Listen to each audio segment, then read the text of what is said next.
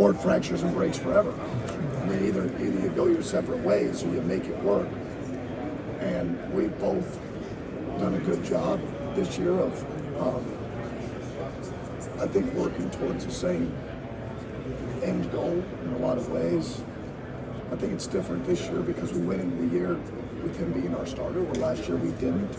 And then when JT came back, there was different times.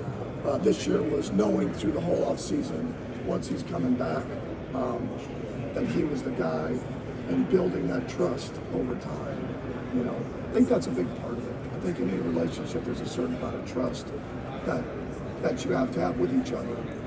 That's big, especially from his end.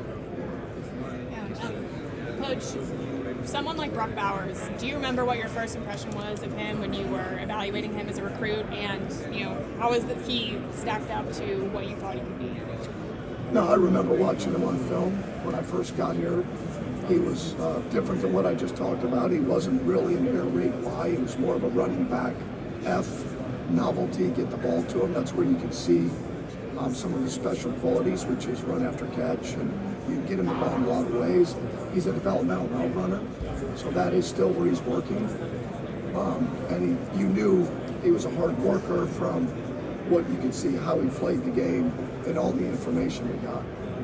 Yeah, and does he open up your playbook in a way that you maybe didn't expect? And is it fun having someone that's kind of a Swiss Army knife like him? There's certain things we didn't expect. We didn't expect him to be as mature as he was a year ago, to count on a true freshman to play like he did, and be as squared away as he is. I think that's probably the biggest thing. Is there's a lot of really good players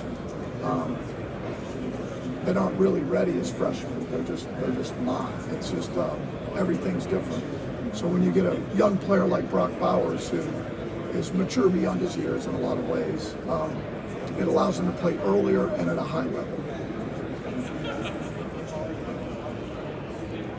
Just a few years ago, you were running NFL offenses, you had a lot of success with Tampa Bay in particular.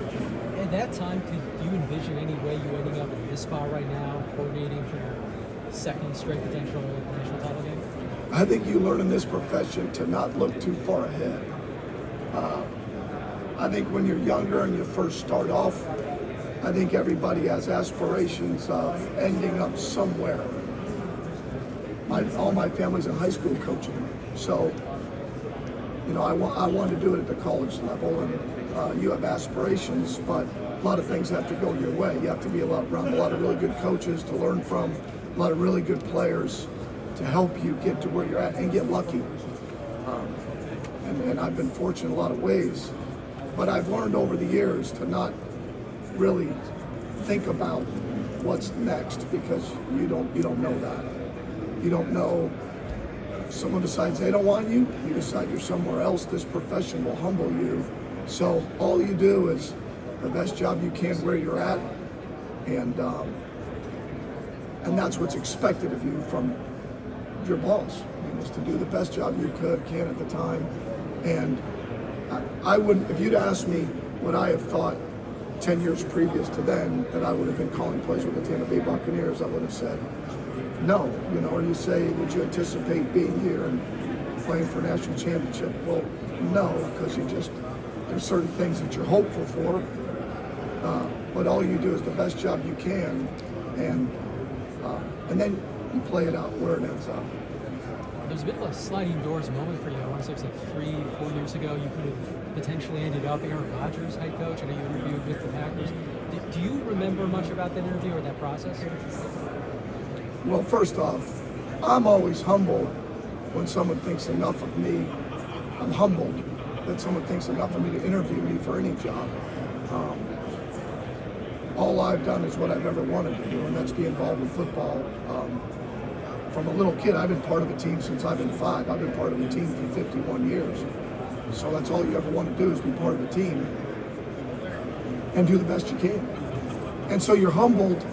I grew up a Packer fan as a little kid, because I grew up in Chicago, and all my family's Bear fans, and I like to argue, so it worked out perfect. They're all Cub fans, I'm Cardinal fans, so it's just perfect. So to be interviewed by them for any potential possibility was, it was an unbelievable experience, And, they hired the right guy. You know, Matt LaFleur's done a great job. And so, you know, as did the Bengals, as did, you know, so it's this is where I was meant to be. I always look at it that way. And so, like I said, be where your feet are and embrace where you're at that moment.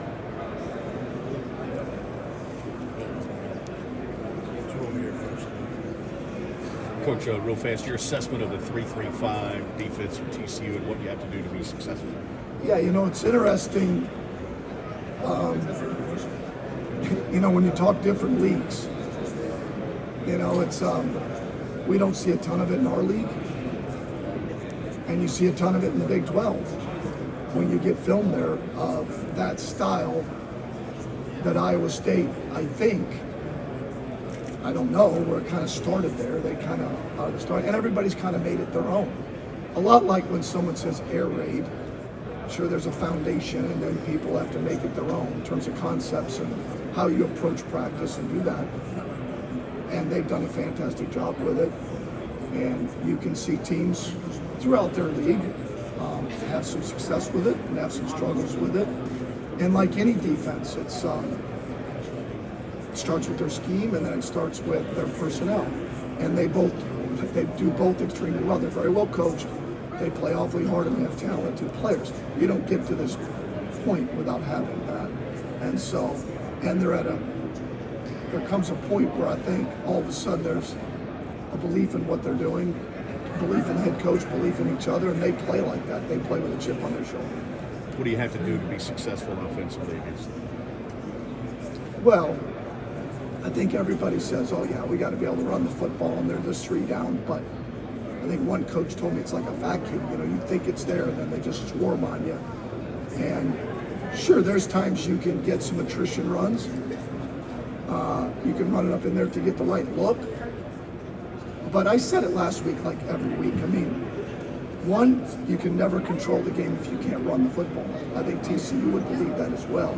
As much spread as they are, they run the football. And then, how can you be explosive? This isn't any different against the 3-3-5 or against what we do. It's exactly what Garrett's going to try to do, and we're going to try to be able to run the ball and be able to get explosive plays, because it's hard to score if you're not explosive. I mean, you'll probably look at the games TCU this year, when they were explosive, they scored.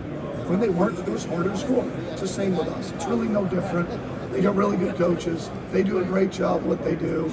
I'm a big fan of that style, what they do. I'm a big fan of the Big 12. I've coached there before. I think what Sonny's done in them is incredible, and we're excited to get to play them. I think it's awesome. I'm going to go back, and I'm getting on a little rain here. I think it's awesome that the playoff committee decided to reward them for winning their league. And they very easily could have gone the other way, and TCU deserved to be here, and I'm excited to play. Thank you. Coach, there's always been a lot of yeah buts with Stetson, but he's seemingly seemed to stay right there in the middle. Don't react to it. Don't let it bother you. Did you ever feel like you even needed to kind of reinforce that with him, like say to him, like, hey man, stay the course, or has he kind of just been, hey, he's handling it the right way? Well, he's a big reason why we're here. I mean, there's no bones about it. I mean, he's played exceptionally well. He's got a great feel for what we want to do. And so he's gotten a lot better. We've gotten better at how we do it and how we prepare and prepare him. Sure, like any quarterback, they have their moments. But that's same with me as a play caller. There's moments where you wish you had a play call back, or someone says they'd rather run it than throw it. And that's the same play quarterback, because when you're a decision maker, you're going to be in that position. Doesn't matter. Kirby making certain decisions. As a parent, right? You make decisions. As a business owner, as a play caller, as a quarterback, you're never going to be perfect. And we've grown to trust him a lot more, and he's earned that. And so I think that's a big part of it. But he's a big reason where we're at.